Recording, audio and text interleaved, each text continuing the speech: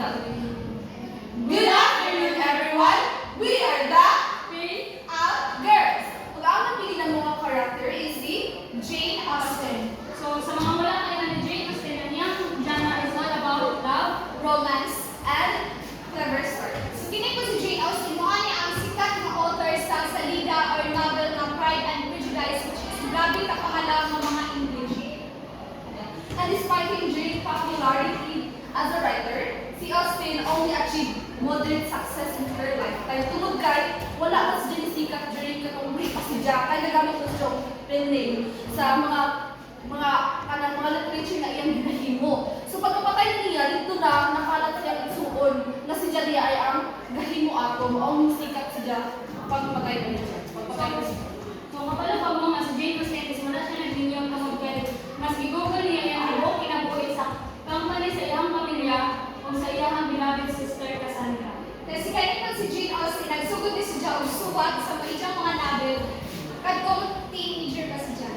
And she is born in Winchester Cathedral in Hampshire, England. And sad to say, sa iyang lubunan, walay nakabutang kung sa siya ka-famous, kung sa siya ka-popular. No? Second question.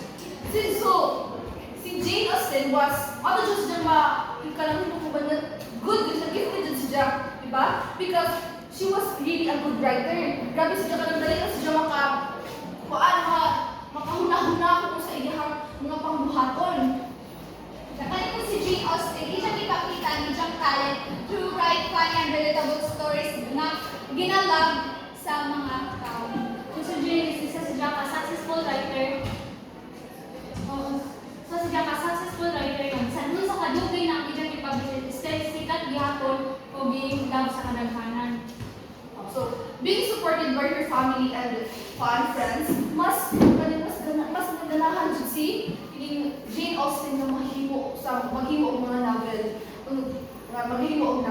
Bisan pa man sa una sa ilang panahon na kanang dili nila wala ginaseryoso ang mga babae nga kanang babae na writer. So wala jud na dawat ni Jane Austen ang recognition na para dun sa iyaha.